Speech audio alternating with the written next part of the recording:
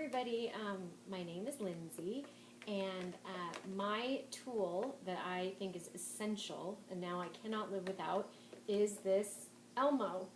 This is a, Elmo, there you see it. It is a document camera. It is a specific type of document camera. It does not have all the bells and whistles that some of the new ones do, but it's very easy to use, and I personally find that it works especially well in the intervention classes that I teach, as well as with special students with special needs. So this is how it works. You plug it in. Here's this plug, so you have to have some sort of power source. You also need to have an LCD projector, and the LCD projector gets put in right here, back here. So this is your power source, and this is where you plug in the LCD projector. Once it's plugged in, I use it on top of a cart, and then I have it this way. The unfortunate part about this Elmo is that it's kind of made for right-handed people, and I'm a left-handed person. But you put the document directly underneath, any document you want. There's also there's a light. You can move this around, so sometimes I'll show the kids what they look like when they're working. You can zoom in and out with this button right here. And like I said, there's a light. You put the document right out, and the LCD projector projects it wherever you have it pointed. The nice part about the document camera, specifically for students with special needs and in intervention classes, is that you get to do the I do, we do, you do. And it's a lot of modeling, it's a lot of guided instruction, and when you're working with the exact same document that they're working with, I personally find that they follow along. So it keeps them engaged, it keeps them on task, which is sometimes problematic. So I absolutely love the document camera. Another fun way to use it is there's also, you can directly, I'm trying to show if you could see it, you can also, so here's the power button. You can also connect it to a computer or an iPad, which is really nice. So there's the camera, and it's the push of a button. Really, really cool.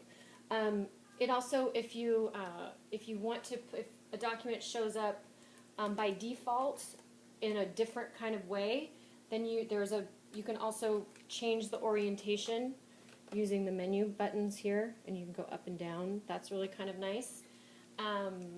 What else about the document camera? I also like to use it in when I have students working. I like to have them, when it's their turn to work independently, when we come back together as a whole group to kind of check the answers, I like to have their paper underneath. So when I take, for some reason they really enjoy, it's kind of like getting them to look like the teacher. So they come up and they show their paper and they explain their answers in their own words. It's really kind of a cool way to do it. I also do a lot of choral reading or closed reading. And so what I'll do is I will have the book open to the page that we're at. And sometimes students that are just more visual, they don't like to look at their own book. I put my finger and I scan across so they can follow along with my finger exactly the fluency, which is also really nice use of the document camera.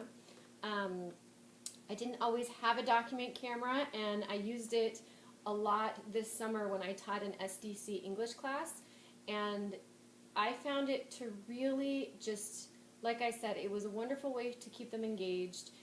They very much need that guided instruction, that extra modeling, and I think that it is a really wonderful tool. I have seen the other kinds of document cameras that are out there, the document cameras that have the scanning functions and all of that. My problem with those types of document cameras are that you have to have a laptop. This, all you need is an LCD projector and some type of power source, and you're set. And they're very portable, as you can see. They're small, compact. I carry it around with me from classroom to classroom because I don't have my own classroom. So it's just I find it to be a very useful tool and very user-friendly. You don't have to be trained. It's very self-explanatory. You seriously just plug it in and get to work. So that is the Elmo. I hope you all get a chance to use one someday. I couldn't live without this thing. I don't know what I would do without it. So hope you get to enjoy and hopefully use one too someday. Thank you.